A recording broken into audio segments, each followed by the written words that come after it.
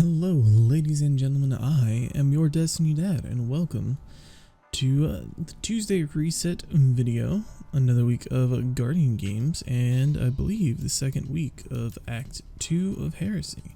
Let's go and see what our friend Mr. Banshee has for us this week. First up, we have a Snorri FR5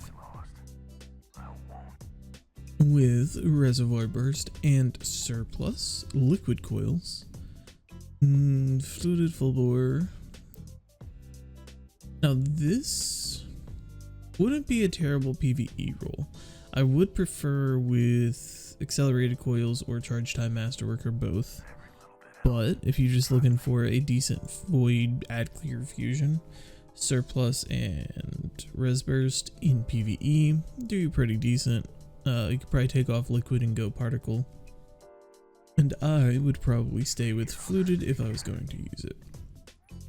Next, once again, Nezaric's Whisper, Impulse, Unstoppable, Accurized, Fooled. I think I would skip on this roll, but as per usual, Nezaric is a craftable weapon. Grab it, craft it, all that good stuff. Threaded Needle with Rangefinder and Multi-Kill Clip, Liquid Coils, Fluted, Arrowhead, Charge Time.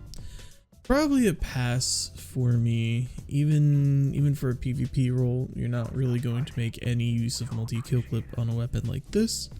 So I would say that you could pass on this. Shattered Cipher. I love this machine gun. I wish it had some better rolls than what it does have. But this one has Heating Up and Surrounded. Overall, a pretty decent roll, all things considered. Would be like the best roll realistically. Field Prep, there's auto loading, Slideways maybe in left column. Adrenaline Junkie, Rampage, Surrounded, Unrelenting. Yeah, it just compared to some of the other machine guns we have today, it does not have much lethality, which kind of sucks because it's a very cool machine gun. Up next we have Bad Omens. Actually a semi-decent roll here in terms of the launcher and mag and all of that. But Snapshot and Kill Clip is probably not going to do too much for you. Lastly, we have Hollow Denial, Light from Gold, Killing Tally, Tac Bat. Ooh. I'm pretty sure that's almost exactly what I have mine crafted as. So if you don't have this, pick it up, it's craftable. And if you don't have the resonance, or if you just don't want to spend it on a non-raid weapon or something like that, this is pretty much the best roll that you're going to want. I'm not sure what the Masterwork will drop as. That might kind of affect it, but overall this is still a phenomenal trace rifle and a phenomenal roll of this trace rifle. And trace rifles right now in general too are just doing a lot of work, so highly recommend grabbing that one if you don't have it. But for now, let's go and see what Miss Ada has for us this Tuesday. Alrighty, here we are at the lovely 801. Let's see what she has for us this week. Hello again. As always, she has your synthesis bounties. She has for the armor set the what do they call this? The parade armor, right? Yeah, I've always liked this armor on all three classes. I've always thought it looks pretty good. That being said, let's check out the stats. 51 on the arms. Intellect and Strength are your spikes. 59 chest piece with a 23 intellect spike. That actually could be useful. For some, it gets better. 61 helm, 25 discipline spike. Again, like these are low base stats, but a couple of these pieces have really nice spikes.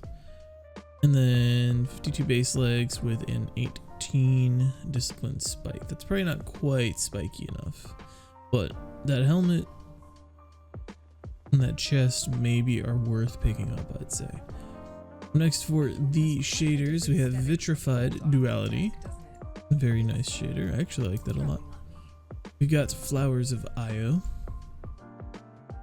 I think there was a like a dusty version or a broken version of the shader that looked a little bit nicer, but a rare shader from a planet that doesn't exist anymore. If you don't have it, go ahead and grab it. Lastly, we have New Monarchy Diamonds.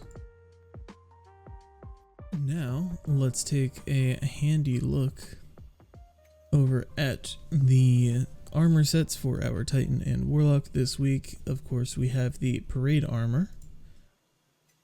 On our Titan, we have some 57 arms with a couple decent spikes, a 53 chest that is kind of mid overall, 49 helmet, oof, and some 51 legs that are also looking kind of rough. Those arms might be usable. Once again, armor with a low base stat is not what you want. But if it has a good spike, it can have like a 50, it could have a 40, and if you have a 20 in one of those stats, that plus 20 in one stat line can boost your build up to getting that stat line to 100. So don't always just shrug off a low base stat piece of armor. Sometimes it can be a valuable piece to your armor set. And lastly, let's check out our Warlock. Once again, obviously the Parade Armor set as well. 48 gloves, that is very rough, but it does have 22 strength. May be useful for a Warlock melee build. 60 chest, a lot of mobility and a lot of discipline. Maybe could be an okay PvP chest. Class item as always has no stats. Helmet, 53 with 16 resilience, 25 intellect. I could actually see that being a very useful spike piece of armor. That base total is abysmal, but that 25 and 16 is actually pretty nice. And then we have 57 legs with 16 resilience and 16 discipline. I don't know if those are quite spiky enough to make it into my inventory personally, but if you need some spikes in those slots, you always have the option there. Alright, ladies and gentlemen, thank you once again for coming and watching the video for this week. If you enjoyed, please be sure to leave a like, subscribe if you want to see more updates like this. I cover Banshee, Xur, Ada, and a few other bits of news here and there as they crop up, and I might expand in the near future. I'm kind of debating if I want to do more or not. Part of me wants to, and part of me wants to kind of just stay in my lane, stick to what I've been doing, but we'll see. Enjoy your Guardian Games week 2. Get out there, get those medallions, make sure you turn them in on the correct class, Hunter. And yeah, enjoy your week in Destiny, your content update, and have a good week.